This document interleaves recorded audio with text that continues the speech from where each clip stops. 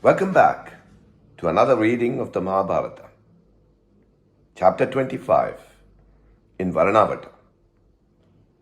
The Pandavas reached Varanvata, the city which had gained immortality because Harishchandra of the solar race or Surya Vansha lived there during his times of trouble.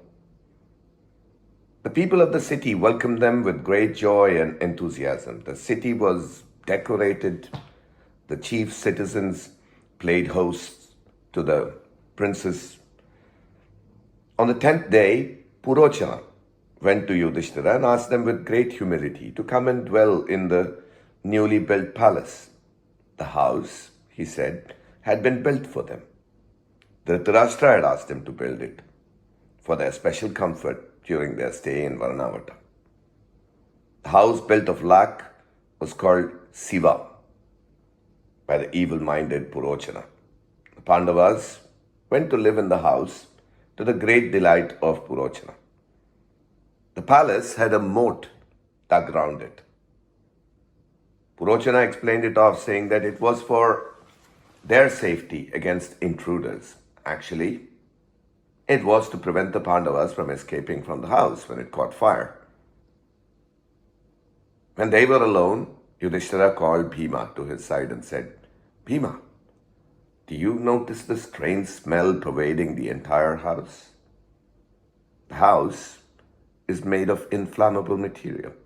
It has been built for our comfort by our beloved relatives who love us so much. The Kauravas have decided that this house is to be burnt. They have decided to have us burnt in this house called Siva." This is what Uncle Vidura meant when he said that I must have my senses alert. He asked me to be aware of weapons deadlier than the sword. I did guess that he meant fire. He must have overheard the plot when it was being hatched. Bhima was angry. He said, "If this house is meant to be burnt, then let us get out of here. Let us go back to the house where we were staying till now. If we stay here, the danger is immense. We will be caught like rats in a trap. Did you notice the moat outside? This is meant to cut off our retreat. Let us go away from here as early as we can. I'm sure Purochana will set fire to the house immediately, and we will be caught in the burning house. Brother, let's go away soon." Yudhishthira smiled at him and said, "Let's not do anything rashly. I have a feeling that the burning will not be in the immediate future. The plot is too deep. If they burn us immediately, it will be obvious to everyone that the Kauravas were responsible for this. They are playing a waiting game. Well, two can play the game. I have great trust in our Uncle Vidura. He would have thought out of some way for saving us. Let's wait. Let's continue in this house for some time more. We will wait and see what happens." Bhima said, "Brother, you forget that they are such hardened sinners. They are not particular about public opinion. Think of those days when they tried to kill me. They fed me with a poison called Kalakuta. They threw me into the river to be bitten by snakes. Did I die? No. The Lord who protected me then will protect us now. Let us go away from here and announce that to the world the evil intentions of the blind king and his sons. What can they do to us? We are powerful enough. God is on our side.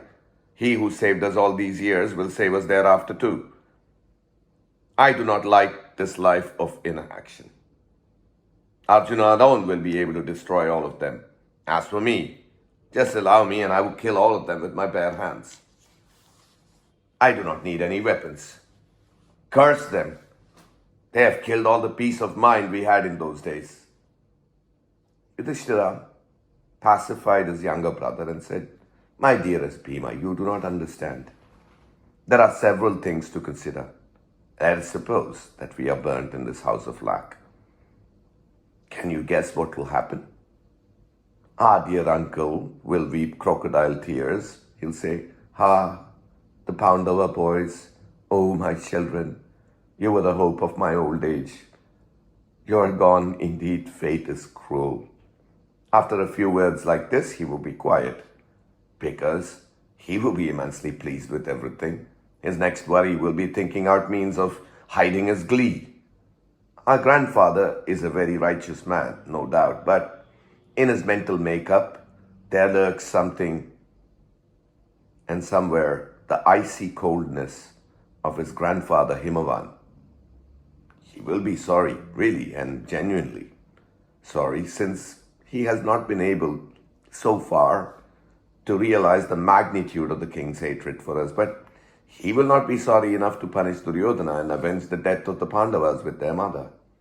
Drona and Kripa will be sorry too, but that is all. No one will be bold enough to accuse the king and Duryodhana. They are supreme. If, as you say, we come out into the open, do you know what will happen? Suppose we accuse the Kauravas publicly. We'll not be heard. It'll be like poor man fighting with a rich man, like a weakling fighting with a wrestler, like a young unfledged bird fighting with a full-grown eagle. We have no supporters. I feel that the best thing to do is to wait. We will surely escape from here, thanks to Uncle Vidura. We will go about undisguised. Duryodhana will be lulled into a false sense of security, thinking that we are dead.